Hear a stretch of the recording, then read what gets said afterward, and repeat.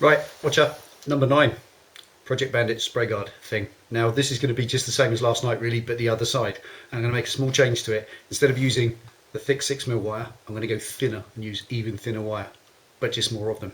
One of you guys made a fantastic comment. I'm ever so sorry, I can't always remember who makes what comments unless I write it down, because as you can appreciate there's quite a few. So one of you guys said, and you know who you are, the collective strength of the 4 pieces of 6mm rod make it quite strong. And also, if you times 4 6mm rods up together, you get effectively an inch of steel that's 6mm thick, like a thick piece of strap or bar, and that would be incredibly strong. But you spread that weight and that strength over a big area, which is fantastic. So this right hand side is incredibly strong so far. It really is. It doesn't move at all, and the impact on the thing is going to be when the tire goes down potholes and bumps, the impact's going to be directly downwards, and where they are in that shape, the pressing is downwards on them. So the top one kind of pulls and the bottom one pushes as the thing rotates back, and they're both resisting each other and working as a team, plus the 2 in the middle.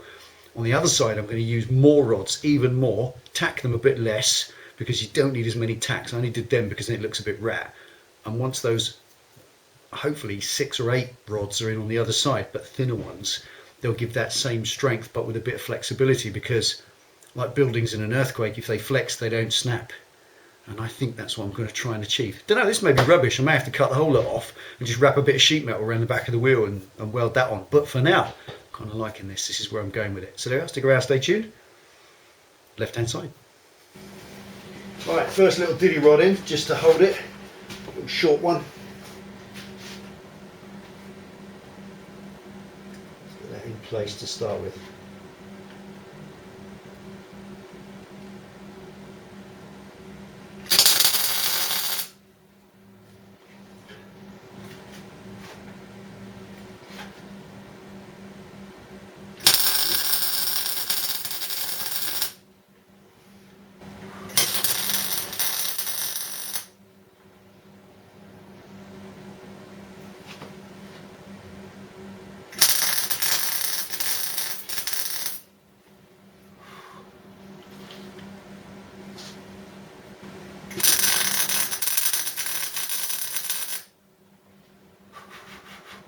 Right, that's the first one on.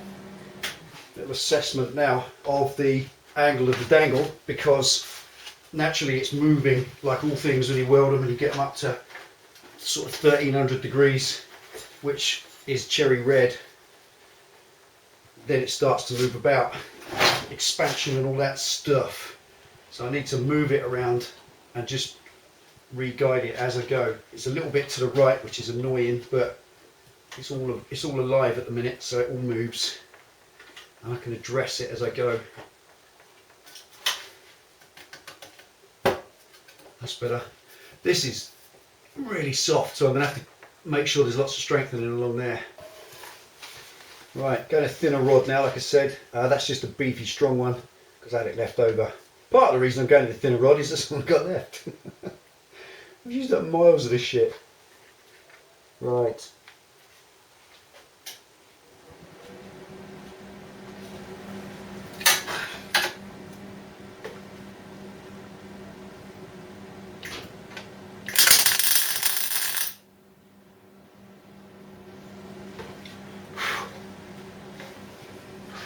There's paint on the back of this mudguard, sort of like an old primer, sort of smoking, not the cloth.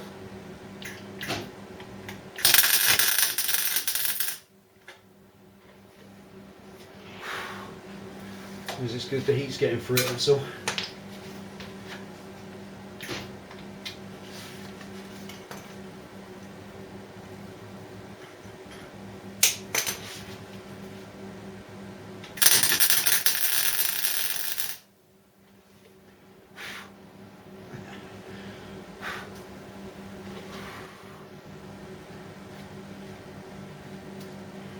Right. Okay, those tacks along there are strong enough because they're really melted in. I'm just going to make loads of these up and fast forward a little bit now because this is getting boring for you. So I'm just going to whack about 4 more along. Join me in a minute. Right. Moving right along.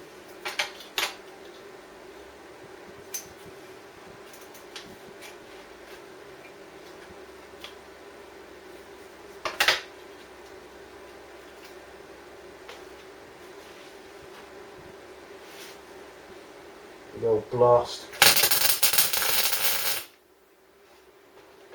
Seems to do the trick.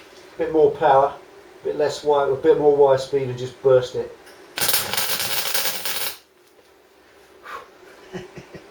That's better. Tacks like that don't move.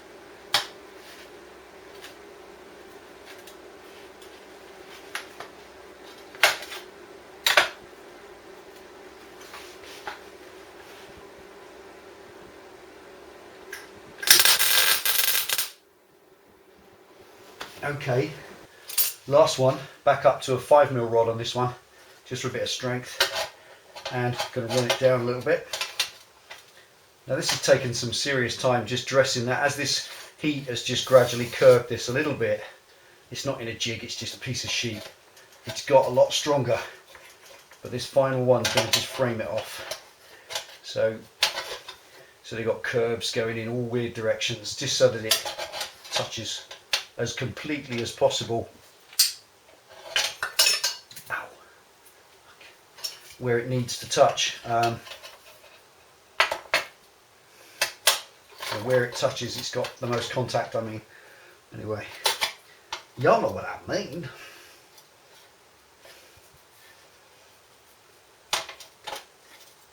Okay, so that's it. Last one. Let's poke it in place.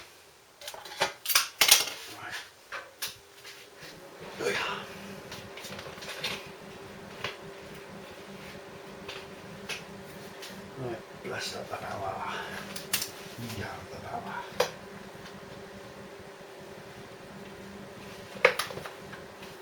I'll just put on a control glove.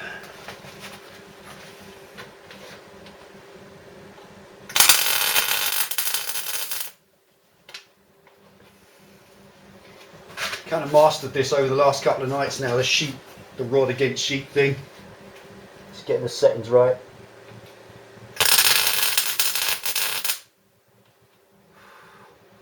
Nice.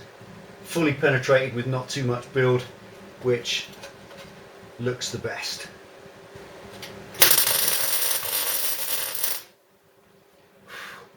The world's so much better with a clean tip.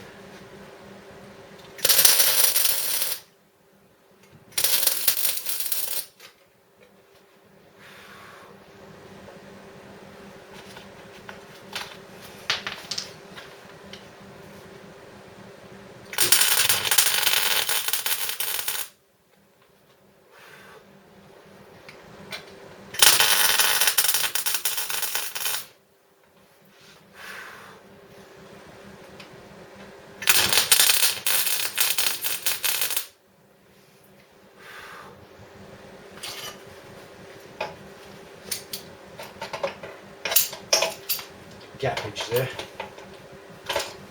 Can I have gappage? And that's only due to the tin just heating up and distorting a bit.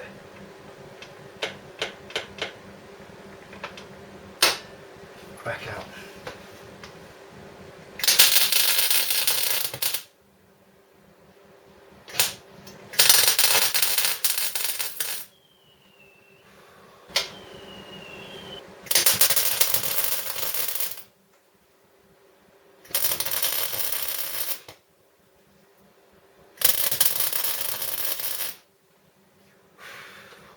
I just want to say thanks at this point as well to all you welding guys who know what you're doing, unlike me, who just kind of make it up, faff about, who pass on the tips for welding. I really appreciate it a great deal, because you can apply it quite quickly. It's sound advice always, and it gives you strength and sort of quality in your welding and what you're doing. I appreciate that. There's holes here and there, but it's sheet metal and it's a rat bike. It's a rat bike. So there we go. Let's give that a little clean up. A couple more tacks here and there. I reckon we might call it done for tonight.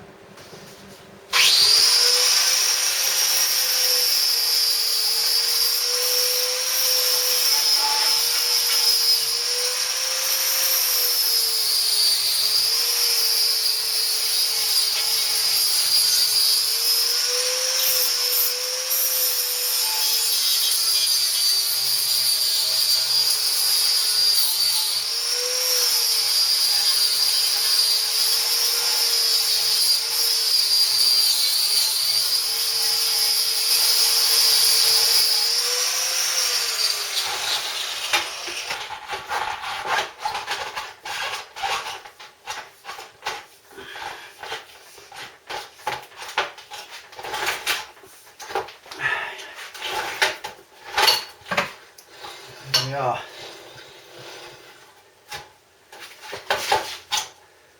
Nice and symmetrical as well. Okay, so main construction done. That was last night's with the 4 corners in there to give me, where are we? Let's grab the number plate. This before sort of went further in, it was kind of in about that far. What I'm going to do this time is I've got a side mount like that which will go in instead, which will not be obscured then by the frame. And you can have them that way up, you just have to have them ring. I've just got my good friend Wayne's going to make me another one with the W then 247 HTX, so it's effectively that way up rather than sideways on, whatever. So that will look better anyway, more symmetrical. This side, there we are, there's tonight's. A little bit detailed, quite delicate looking, but beef and strong. And the whole thing works, nothing catches.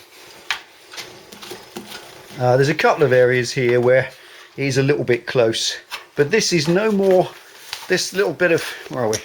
This little bit of flexibility in it is no more than you get in the proper BMW one that goes on a GS. There's nothing you can do. You're going to have a bit of flex there unless you bolt it with RSJs either side, and what's the point of that?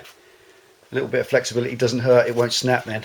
So all I've got to do now is, that's it for tonight. I'm going to call it a day or a night, and I shall just, next one, I shall whip it off, drill these holes out into slots so that the whole item can be drawn backwards. People asked, what do you do when you draw the wheel back? It's going to catch. Well, it won't, because all I'll do, like I said, the whole mudguard will be able to come back on slots. Doesn't need more than an inch. You're never going to adjust.